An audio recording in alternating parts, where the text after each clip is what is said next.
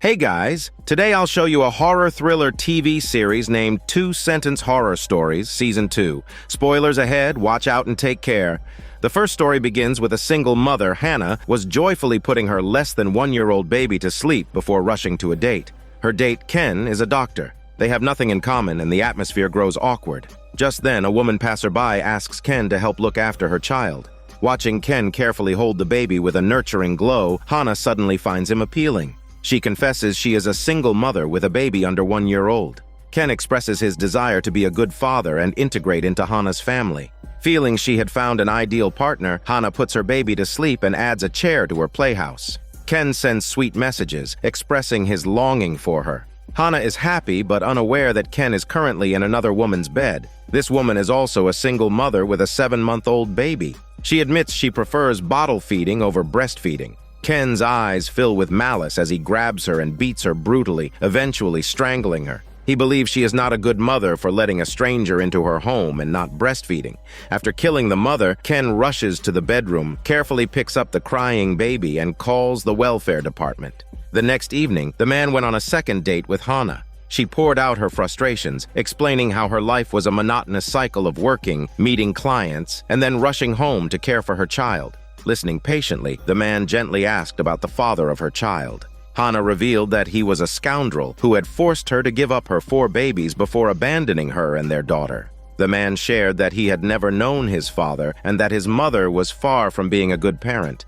From his earliest memories, his mother was always involved with different men and eventually abandoned him when he was very young. This painful upbringing made him vow to be a good father one day. He admired Hannah's dedication to her child and tenderly draped his coat over her shoulders. He then suggested spending the night at her place, but Hannah declined, feeling it was too soon after only 2 dates. The man's face darkened with anger at her refusal. He began hurling dirty insults at Hannah, calling her an ungrateful, lowly woman. Terrified by his sudden change, Hannah managed to escape and broke off their relationship. However, the man continued to harass her with constant apologies and phone calls, overwhelming Hannah. When she ignored his messages, he began stalking her, showing up at her workplace disguised as a client and blocking her path to apologize. His relentless pursuit made Hannah increasingly fearful, even making her anxious about going home to her child, worried he might be following her. One night, while Hannah was sound asleep like a snoring pig, the deranged man broke into her home and slipped into bed beside her. He clamped his hand over her smelly mouth, accusing her of being a hypocrite who thought she was a good mother but was actually terrible. He dragged her by her hair to the baby's room. To protect her child, Hannah fought back but was quickly overpowered and knocked unconscious. The man quietly entered the nursery and picked up the sleeping baby, feeling a long-awaited sense of fulfillment at the prospect of being a good father. However, he soon realized something was wrong. The baby was unnaturally stiff and cold. He uncovered the swaddle to find it was a sound-producing doll. Behind him, a now awake Hannah plunged a pair of scissors into his body. As the doll broke, Hannah rushed to her workbench to repair it. She was a model designer who had suffered 4 miscarriages due to her ex-boyfriend, and her grief drove her to madness.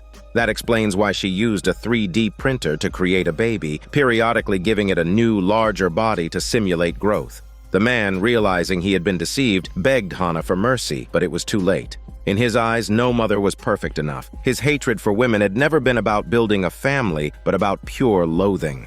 Ironically, a psychopath met his end at the hands of another psychopath. The man's intrusion made Hannah realize that her child indeed needed a father. She began sketching designs based on the man's appearance. Soon, she would create a father who would never abandon or harm her and her child, a perfect father. The second story begins with a young girl, Keisha, who was just hired by a company. That evening, the company was hosting a Christmas party. At the dance, she drank heavily, getting completely wasted along with her male friend. They whispered and gossiped about the boss, who was mingling with the subordinates. Drinking too much, Keisha felt a splitting headache and a churning stomach. She turned and went to the restroom. In the restroom, she saw a young female colleague crying alone. The colleague seemed very distressed and quickly left with a flimsy excuse. After returning from the restroom, Keisha rejoined the party, spending the rest of the night in a daze. The next morning, Keisha woke up from her hangover to a shocking discovery. Someone had written on her body saying she was a sleepyhead. Terrified, she found a note in her room, reminding her that a gift was left inside her body and hoping she would find it soon. Keisha was horrified. The mention of a gift in her body made her fear she had been assaulted. She went to the hospital for an examination. However, the doctor told her there were no signs of assault, but this did not mean nothing had happened. Keisha's head buzzed and she could barely hear what the doctor was saying. She understood that assault does not always leave evidence, but that doesn't mean it didn't happen. That night had a profound impact on Keisha. She began experiencing insomnia, irritability, and rage. Flashbacks of the party haunted her, and she felt an unbearable itch all over her body. Her mental state deteriorated as she constantly felt her colleagues were whispering about her behind her back. A week later, Keisha returned to the hospital, convinced there was something inside her. The doctor explained that this was a normal reaction for some women after an assault. He encouraged her to move forward with her life. With the doctor's help, Keisha began to pull herself together. She reorganized her apartment, tried to focus on her work, and faced her colleagues and life with optimism. However, just as Keisha's life was getting back on track, there was a sudden urgent knock on her door one night. She found no one outside, but there was a photo of her from the night of the party, with some words asking her if she had found it yet. The malicious photo dragged Keisha back into darkness. She tried to throw the photo away, but the trash can was full of writhing parasites. Suddenly, a swarm of bugs started pouring out of her eyes, ears, and mouth. This horrifying scene was just a nightmare, but the nightmare of being assaulted never ended. Keisha constantly felt something crawling under her skin and began to have hallucinations. Standing in front of the mirror, she frantically searched her body, wondering what that bastard had left inside her. Her colleagues, seeing her deteriorating state, tried to offer help, but to Keisha, their concern seemed like taunts and mockery. She even suspected her male friend of being the one who assaulted her. In a fit of rage, Keisha attacked her friend, scratching her face. The boss called Keisha into his office, and unfortunately, Keisha's actions had driven away her friend. The boss informed her that he had to note this incident in her record. Desperate to keep her job, Keisha pleaded for leniency, pouring out her anguish and helplessness. The unknown fear was consuming her. After hearing Keisha's distress, the boss comforted her gently, even caressing her face. It suddenly dawned on Keisha that the person who had gotten her drunk and assaulted her that night was none other than her boss. And it wasn't just her. On his desk were files of other female colleagues. Keisha recalled the bruises on their necks, the marks on their faces, and their helpless expressions. These colleagues were all victims of the boss, who was a sex predator. Because of his perversion, the boss's wife had long left him. Lonely, he dragged his female subordinates into his mire. But to keep their jobs, they could do nothing but silently endure. That day, a new colleague joined the company. The boss eyed his new prey with great satisfaction, but just as he was about to make his move, he suddenly felt unwell. He started making repeated trips to the restroom, noticing wriggling worms emerging from the toilet. Meanwhile, Keisha, who used to be gloomy, now looked radiant. The boss was pleased with her performance. Returning to his office, he found a note on his desk saying he would always remember them this way. Through the haze, he saw Keisha standing outside the door looking confident and cold. At that moment, he recalled that the coffee he drank was made by Keisha. On Keisha's desk, there was a bottle of diet pills, but these were no ordinary diet pills. They were full of live tapeworm eggs. The boss, clutching his blurry eyes in pain, pulled out a long, wriggling tapeworm from his eye. His screams echoed through the building. Evil deeds will eventually be punished. The three women finally got their revenge. This story actually reflects the hidden harm workplace sexual harassment inflicts on female employees, like a parasitic worm under the skin that one can never fully escape. The third story begins on the 7th day after the death of a man named Harold. Harold's mother was in the kitchen sorting out offerings, sighing and unable to hide her grief. Harold's young son did not understand what death meant and played around, making faces at her mother, Angela. Angela went to the bathroom to freshen up. With her husband gone, she took off her wedding ring and wore it as a pendant around her neck. During her marriage to Harold, she had been dutiful and devoted. Yet Harold's ghost suddenly appeared behind her. The son saw the ghost but was too scared to make a sound, hiding under the bed. In this house, only the son could see the ghost. Harold silently lifted the necklace around his wife's neck and began to strangle her, ignoring her desperate struggles. The son, under the bed, could only beg his father to stop. The commotion brought Harold's mother to the scene, and Harold instantly vanished. Gasping for breath, Angela saw that the necklace had been torn in two. Instead of comforting her, the mother-in-law blamed Angela, revealing that Harold loved eating chicken when alive, but Angela had forgotten to offer it the previous night. Harold had been an abusive husband, doing 3 things every day: eating, sleeping, and beating his wife. 3 words from her could earn her 18 blows. The mother-in-law had always turned a blind eye to Harold's violence, and now, even after Harold's death, she still blamed Angela. Angela was convinced that her dead husband's spirit lingered in the house, even if she couldn't see him. The sun had just risen, and Angela was still sound asleep. The son, rubbing his sleepy eyes, suddenly saw the ghostly figure of Harold at the foot of the bed. He quietly slipped under the covers and crawled towards Angela. She let out a piercing chicken scream and rolled off the bed. Upon waking, she thought it was just a nightmare, but couldn't help but break down in tears. The son crawled over to her, hugging her tenderly. The string of supernatural events was too much for Angela to bear. Helpless, the mother-in-law called a medium to see if they could help Harold's spirit find peace. The medium lit a bundle of paper and began the ritual. He sensed Harold's presence and broke a photo to try to communicate. However, what he saw wasn't Harold, but the boy, who had always been by Angela's side. Angela and her mother-in-law were stunned because they couldn't see the boy. The medium assumed the boy was Angela's child, which surprised her even more. She and Harold had never had children. Harold's ghost arrived late, brandishing a sharp knife. With one swift motion, the medium was killed. Harold's spirit was furious. The boy looked at Harold and could only shout for the 2 women to run. Angela and her mother-in-law fled to an upstairs bedroom with Harold close behind. Even then, the mother-in-law blamed Angela, insisting she apologize to Harold to calm his anger. But Angela had done nothing wrong and refused to apologize. Suddenly, the lights went out and Harold burst into the room, attacking his wife savagely. The mother pleaded desperately. At that moment, the boy, hiding under the bed, mustered the courage to shout that he hated his father. This forced Harold to take a few steps back. The boy realized he could defeat Harold and stepped outside to confront him. Inside, the house shook violently. The 2 women huddled in a corner, trembling. The mother finally felt remorseful, apologizing to Angela for ignoring Harold's violent behavior. Her indulgence had allowed her son to escalate. She called out to Harold, asking him to stop hurting his wife. It turned out Harold's father was a violent drunk who abused both his wife and young Harold. The mother had always silently endured, never daring to help even when young Harold was hurt. A mother who can't protect her child isn't a good mother. She hadn't realized her weakness had deeply influenced Harold, turning him into an abuser like his father. The mother took off her necklace, revealing a childhood photo of Harold. The boy was actually young Harold. She wished Harold could return to his innocent, kind self. Her remorse finally moved Harold, who merged with the boy. His anger dissipated, and he spared his mother and wife. In the days that followed, Harold didn't cause any more trouble, but the mother and wife decided to move out of the house. They had a long life ahead and needed to start anew.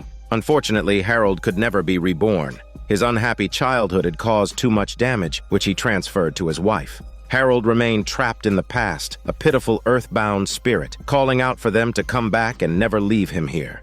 The 4th story begins with a woman, Araceli, who was an undocumented immigrant living in the city slums with her 2 children. Her greatest fear each day was a visit from immigration officials. The family survived on the odd jobs Araceli could find.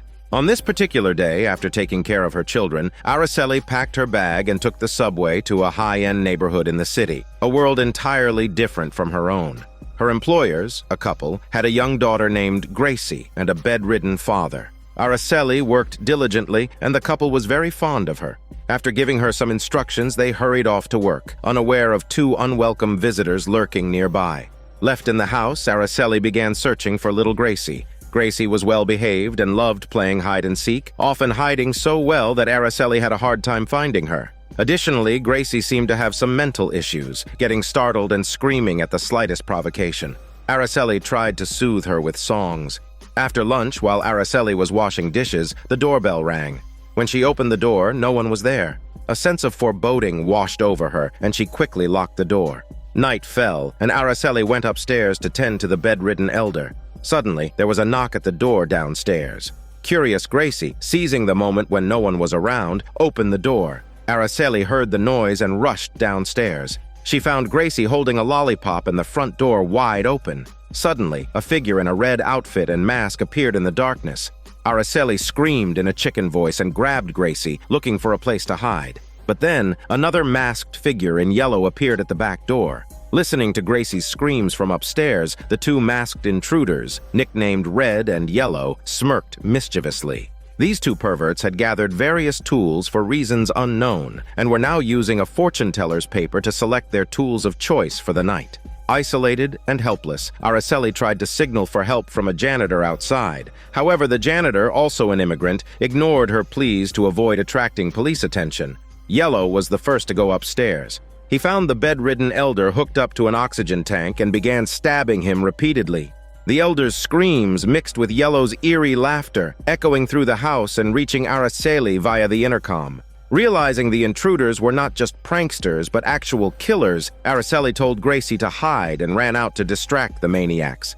Red and Yellow met in the hallway and decided to split up to find their prey. Red went to the closet where Araceli was hiding among the clothes, trembling and silent. After a brief search, Red left. Meanwhile, Yellow entered the bedroom where young Gracie was still playing hide-and-seek, unaware of the danger.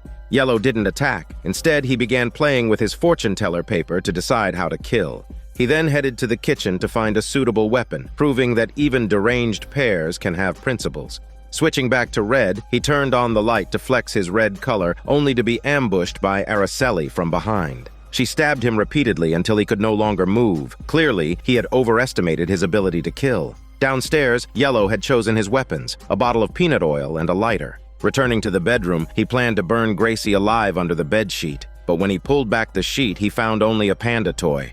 In a swift move, Araceli, who was hiding under the bed, stabbed Yellow in his stinky foot with scissors. She followed up with a series of relentless kicks until Yellow was incapacitated. The fight was over. Throughout the ordeal, playful Gracie had been perfectly hidden, avoiding all threats.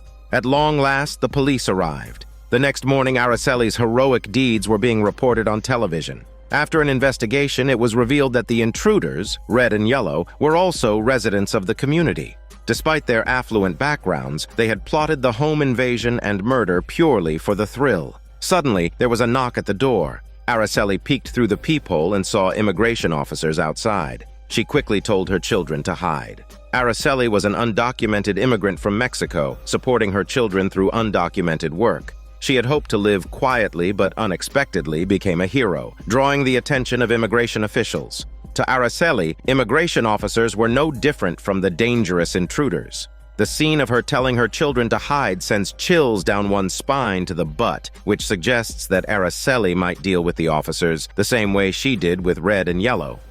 The fifth story begins with a beauty vlogger who was live streaming when the doorbell suddenly rang. She got up to answer the door, unaware that a man had quietly slipped into her bedroom.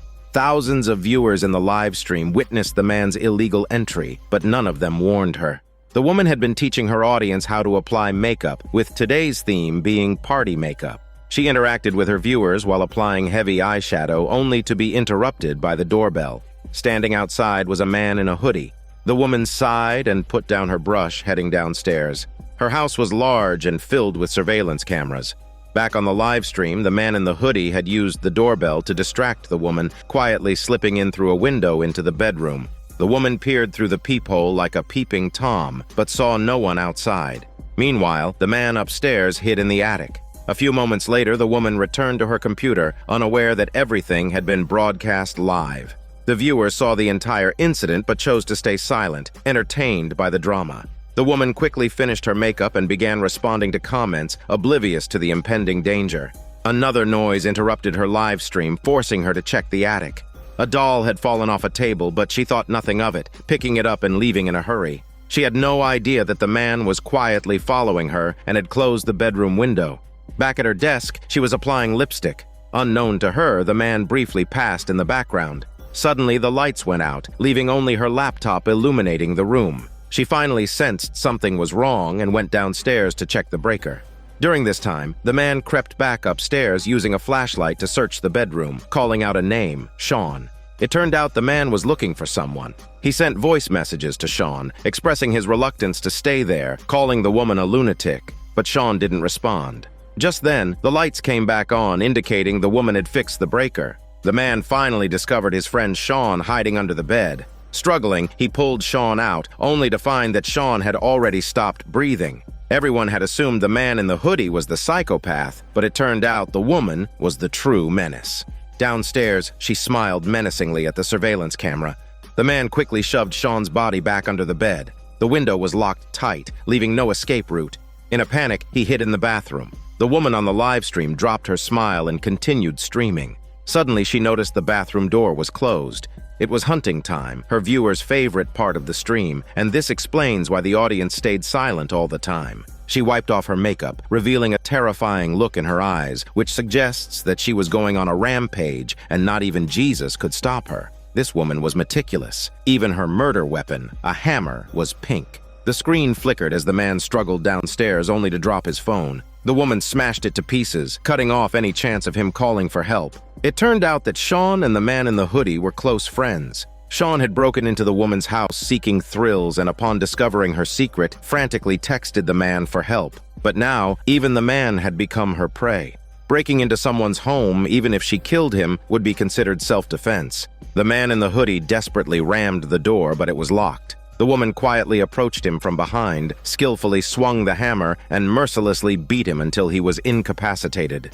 Turning to the camera, the woman explained they must use a blunt instrument so as not to tear the skin. Her so-called tutorial was actually a lesson on how to make a human skin mask. She described the process, skinning the person, cleaning the skin, and cutting it into 2 square centimeter pieces. She was animatedly describing this when the man, who still had some life left, quietly picked up the hammer and struck her on the head. The scene descended into chaos again as they fought. Just when it seemed the man had the upper hand, the story took another twist. Sean crawled out from under the bed, revealing he was never dead. In the end, the man in the hoodie was killed by his friend. It's then revealed that Sean and the woman were a couple, and Sean had lured his friend to be her prey. The man had been willing to do anything for his friend, only to be betrayed for a woman. The final step in the woman's tutorial was applying the human skin, showcasing her work to her eager audience. Viewers showered her with likes and comments, clearly satisfied with the video. The 6th story begins with Sion and his boyfriend dreaming of moving away to a place where they could be accepted. They were often bullied because of their sexual orientation, and to make matters worse, Sion had cancer. His parents sent him to the old Whitford Cancer Treatment Center for treatment. Despite its pleasant environment, the residents were like walking corpses. Sion and his boyfriend were optimistic about the treatment and promised to move away together once cured, chasing their dreams. After a tearful farewell, Sion began the long treatment process. Life at the center was monotonous, constant IV drips, meals, and sleep. The place had an eerie feeling. One night, Sion woke from a nightmare, surrounded by people in black. He tried to contact the outside world, but there was no signal. In a daze, he saw a man in the hall beating himself with a mop. The next day, Sion asked the doctor about the man. The doctor told him the man's name and proceeded to test Sion's nerve sensitivity.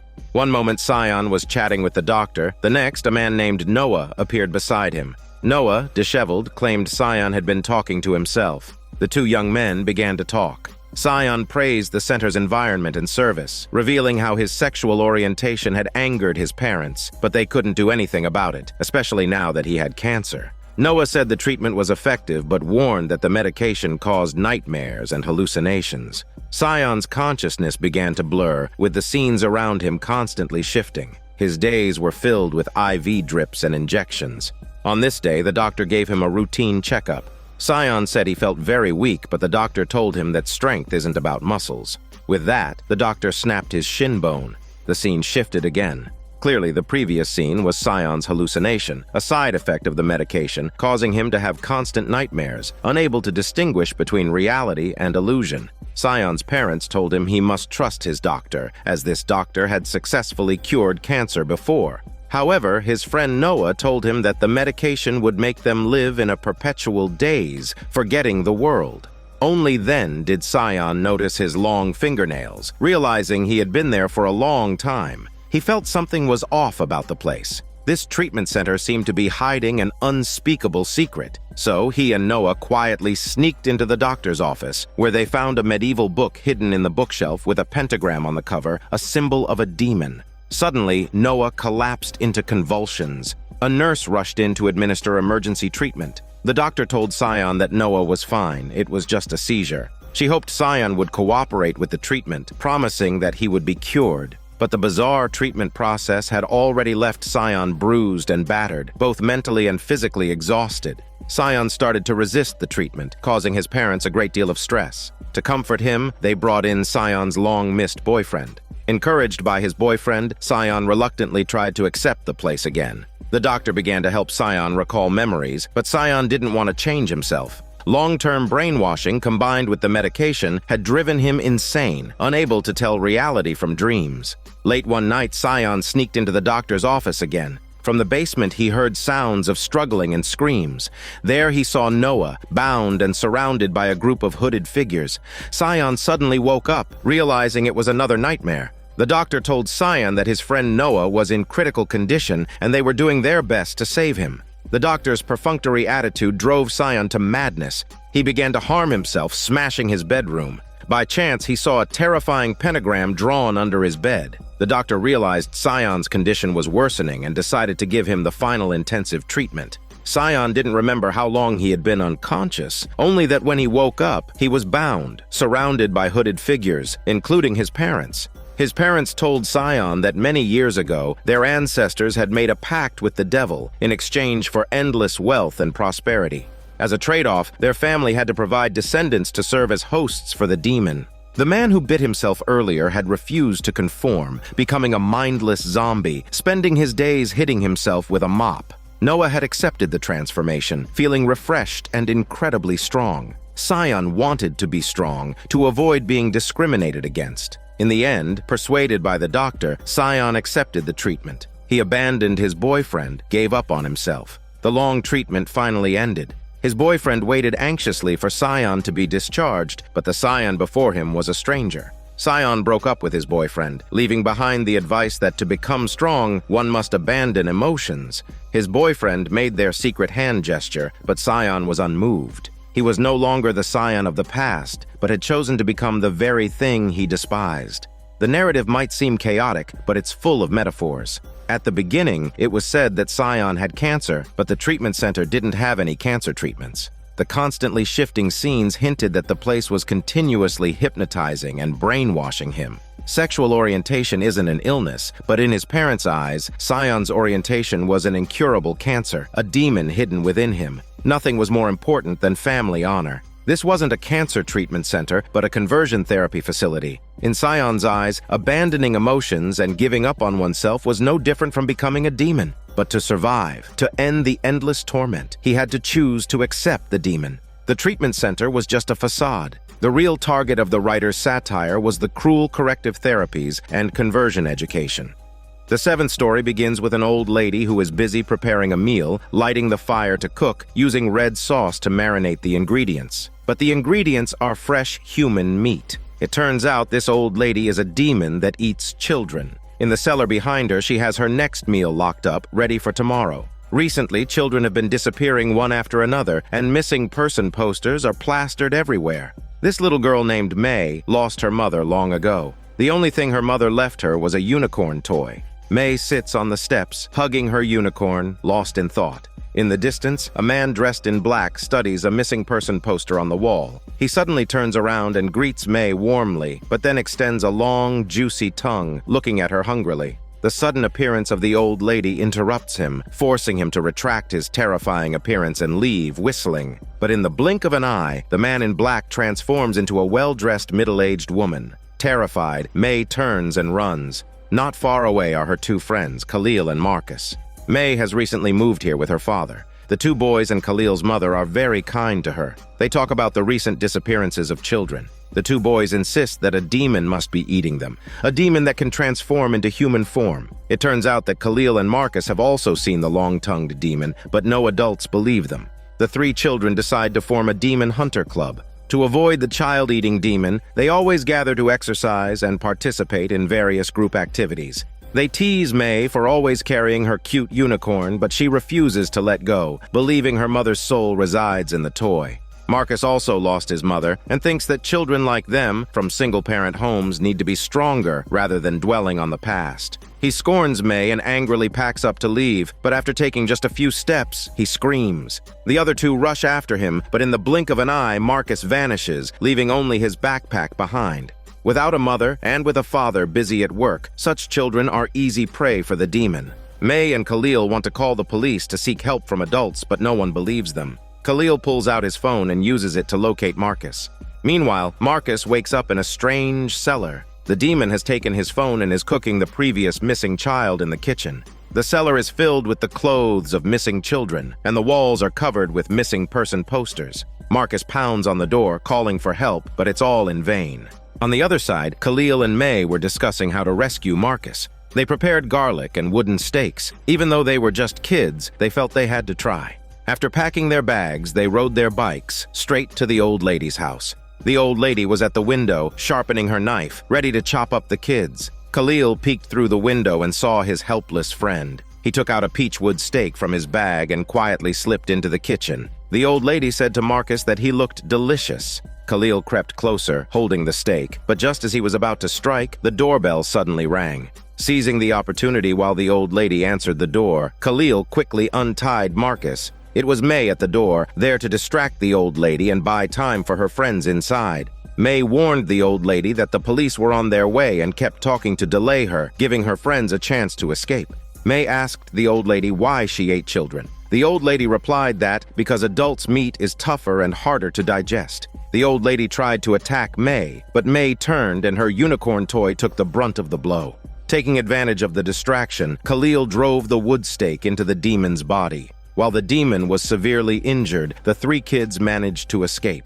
Marcus returned home safely, and Khalil took May back to his house. Suddenly, they heard his mother's angry voice calling from downstairs. Rushing down, they were suddenly grabbed by large hands and pulled back into the bedroom. It was Khalil's mother, her face filled with terror, asking who was downstairs. Khalil's mother shielded them with her life, wrestling with the demon. As she began to lose the fight, May remembered her mother's love, which she believed resided in the unicorn toy. She threw the unicorn at the demon and it seemed to come to life, diving into the demon's mouth. The demon choked and couldn't move. After a flash of green light, the demon and the unicorn turned to ashes. After this ordeal, the three kids became inseparable. May finally overcame the grief of her mother's death. However, the story didn't end there. As the three kids left, an eerie whistle echoed behind them. The demon extended its long, juicy tongue once more, suggesting that the demon is always lurking, waiting to prey on children whose parents are not vigilant.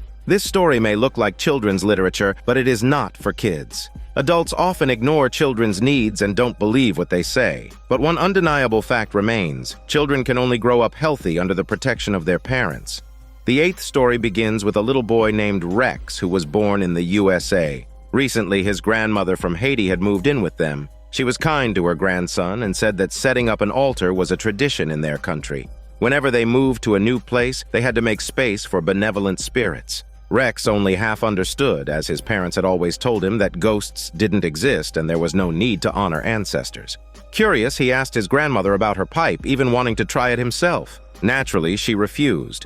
Then he asked about a small leather pouch she carried. She said it was a family talisman that could ward off evil spirits, protecting them from malevolent forces. But in the blink of an eye, the child disappeared. Rex was a troublemaker, used to having his way at home. He clearly didn't like his grandmother's altar or her habits. He took his camera and used the flash to constantly provoke his grandmother, scaring her so much that she had an asthma attack and had to use her inhaler. Yet, Rex continued to harass her with the flash. Unable to bear it any longer, the grandmother ended up spanking him. The child showed no respect for his elders, and his mother didn't scold him. Instead, she hoped her mother-in-law would respect their way of life since they were in the USA, not Haiti. Even her son joined in criticizing his mother. Knowing she was living in her son's house, the old lady had no choice but to reluctantly let the child play photographer. Late at night, Rex's curiosity got the better of him. He sneaked into his grandmother's room, wanting to see what was in her talisman. But as soon as he touched it, his hand felt a burning sensation. His grandmother woke up, realizing something was wrong with her grandson. Lying next to his parents, Rex gave her a defiant wink with his eyes, sending chills down her spine. The next morning, the grandmother went online to do some research. It turned out her grandson had been possessed by an evil spirit. Meanwhile, Rex sneaked into the bedroom and took a baseball bat to smash his grandmother's altar. The grandmother was so furious she nearly had an asthma attack and had to use her inhaler again. Little did she know, Rex went to his father first to falsely accuse her, claiming that she was forcing him to smoke. The son was very angry and didn't listen to his mother's explanation at all. He couldn't accept her way of life, constantly setting up altars and talking about spirits. The mother was at a loss for words. Rex might not be a demon trying to rob or kill anyone, but he simply didn't like his grandmother and was doing everything he could to drive her away. After much consideration, the son and daughter-in-law came to apologize to the old lady. They admitted that the child was wrong to destroy the altar, but in their culture, children and elders are equals. They hoped that the grandmother and the child could respect each other, rather than the grandmother using her status to suppress the child. As an apology, Rex drew several pictures for his grandmother. However, the drawings were filled with images of fires, earthquakes, and tsunamis. This was no apology, it was blatant provocation. The child whispered to his grandmother that his parents would only listen to him and that whatever she did or said was in vain. The child then controlled his parents to leave the house. They obediently walked outside like zombies, waiting. Rex coldly told his grandmother that the house now only had the two of them. The grandma was leaning on her cane, searching everywhere for her grandson. She kept muttering curses as if she wanted to devour him completely. Rex hid in a corner, too scared to make a sound. Suddenly, the old lady turned around. It was clear she had discovered his whereabouts. With nowhere else to go, the child fled into his grandmother's room. He opened her altar where his grandmother always practiced strange voodoo rituals. Holding a strange bag in her hand, the grandma slowly approached her grandson. Rex screamed for help, but his parents outside the door ignored his cries. The grandma held the talisman in her hand, hoping to exorcise the demon from Rex's body. She grabbed the leather pouch, burning the child's arm. Just when she was about to start the exorcism, her son burst in to stop her. He didn't believe his child was a demon, nor did he believe his mother's talk of spirits. Furious, he threw his mother out of the house. Looking at his mother suffering from an asthma attack, the son felt a bit of sympathy, but the child kept saying he was afraid of his grandmother. Hesitant, the son pulled back his hand. To this family, the mother was a burden. The child took out the grandmother's inhaler, tauntingly waved goodbye, and the grandmother ultimately passed away, never understanding why her son and grandson wanted her dead. Only the grandmother noticed Rex's odd behavior. Unfortunately, no one believed her. This story reflects a reality where parents blindly follow their children's whims. Parents end up being controlled by their children, indulging their mistakes without limits. If the child grows up to become a monster, the parents are to blame. Behind every misbehaving child, there is usually a group of parents clearing the way for them. The 9th story begins with a young girl, Mona, taking care of her mother. Her mother's fingernail had fallen off, but Mona didn't pay much attention. She adjusted it and continued painting her mother's nails beautifully. Her mother kept on talking, lamenting about her lost youth and fading beauty. Mona was getting annoyed by her mother's constant chatter. Mona came from a single-parent family and had relied on her mother since childhood. Her mother was a very controlling woman, always believing that she had sacrificed so much for Mona, and therefore Mona had to listen to her and stay by her side until the end. Every evening after dinner, her mother would sit in front of the TV to watch her favorite drama from Daniel CC Movie Channel. Even when she went to bed, she would mutter about the show's plot. One day, after taking care of her mother, Mona lay in bed, awakened by the music from next door. It had been so long since she had heard such beautiful pop music. Mona was captivated. The next morning, she bumped into her new neighbor, Erica, who had just moved in next door. Mona told Erica how much she loved the music she played. She felt so lonely and repressed that even talking to a neighbor would be met with her mother's disapproval. Her mother would either mutter about TV plots or lament about getting older, then switch to saying that getting old didn't matter because she had her daughter who would stay with her forever. When her mother wasn't around, Mona would secretly smoke and listen to music. Erica came over to chat, but after just a few words, Mona hurriedly packed up and left. Late that night, the music next door played again, and Mona had a nightmare where her mother tried to smother her with a pillow. Repeatedly avoiding Erica made Erica think that Mona didn't like her. Wanting to make a friend, Mona finally went to Erica's place and revealed her secret. Mona had the ability to control objects with her mind since birth, which was why her mother didn't allow her to interact with others.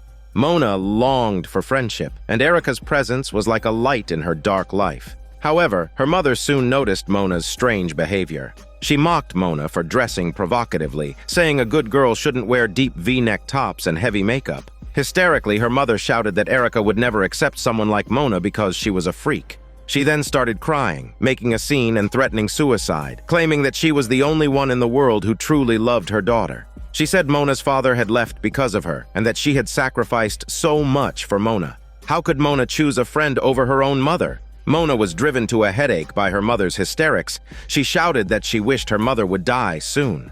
That night, Mona stood Erica up, not answering her calls or texts, leaving Erica puzzled. She wanted to find Mona and ask what was going on. Mona's front door was wide open and the house was a mess. In the kitchen, Mona was singing and acting out a comedy skit, appearing completely unhinged, as if she were suffering from split personality disorder. Her mother's mummified corpse hovered in the air, surrounded by kitchen pots and pans. Suddenly, Mona turned around and plunged a knife into Erica's chest. The severe injury snapped Mona back to her senses. It turned out that under her mother's long-term oppression, Mona had developed schizophrenia. She had no idea that she had already killed her mother and had split her mother's personality within herself, continuing to berate and control her every day. Now her mother was gone and she had lost her friend too. But it didn't matter since Mona could always create another personality. She believed her mother would accept this new family member and they could continue to live happily ever after.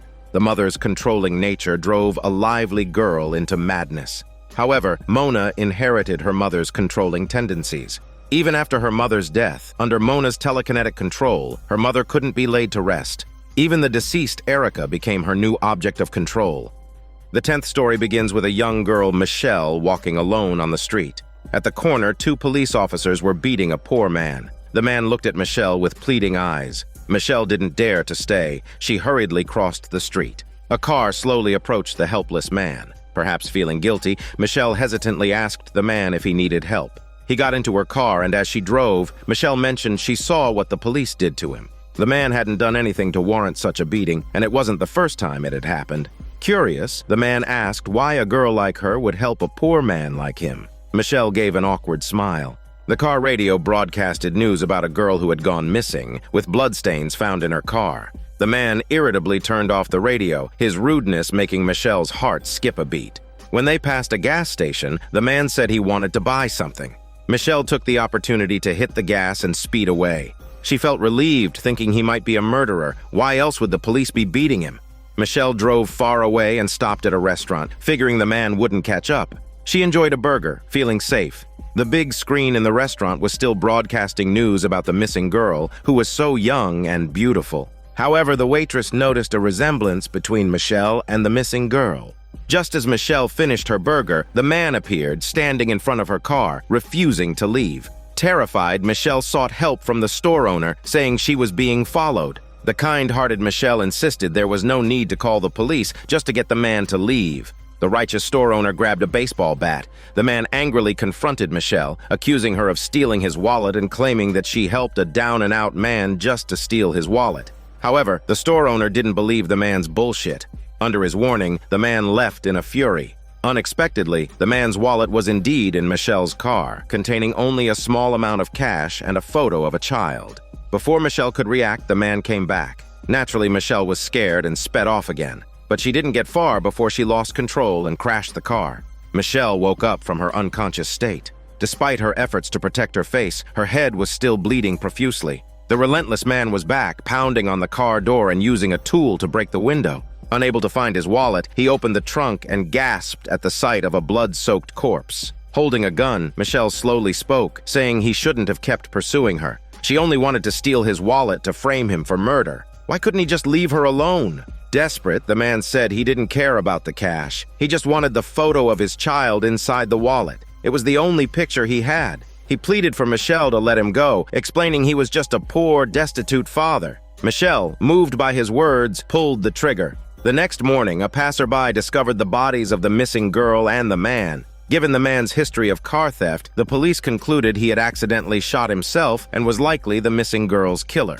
The 11th story begins with a short video content creator, Nala, known for extreme stunts. He once had the nickname Child of Death. Over time, and thanks to advanced medical technology, he transitioned into the Daughter of Death. For more views, Nala had an even bolder idea. She cut open her arm without anesthesia and implanted a tiny antenna into the bloody wound, live streaming the entire process. The intense pain caused her to faint. In her haze, she found herself in a factory where a blonde boy was petting a dog. Nala woke up with her boyfriend by her side, offering her water and medication. He carefully wiped away her nosebleed and bandaged her wound. Furious, he scolded her for her reckless behavior. This wasn't the first time she had pulled such a stunt, disappearing for days without answering calls or texts. Every time he found her, she was always in dire straits. Despite her boyfriend's complaints, Nala paid no attention. She was thrilled that the antenna could receive signals from another world. The antenna supposedly could pick up internet signals and information from another dimension, essentially turning her into a walking server.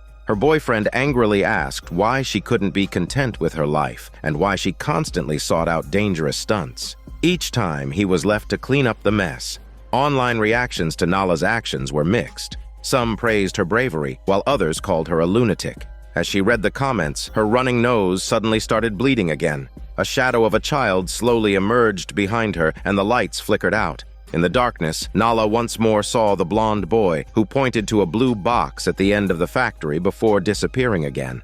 A phone call startled Nala awake. Her boyfriend was frantic on the other end, asking what kind of madness she was up to. Her social media accounts had posted countless distress messages, but Nala had been asleep the whole time and hadn't posted anything. Nala opened her computer and found her email inbox filled with strange messages. The emails, written in the tone of a child, begged a father not to abandon him, mentioning being cold, hungry, and scared in a dark place.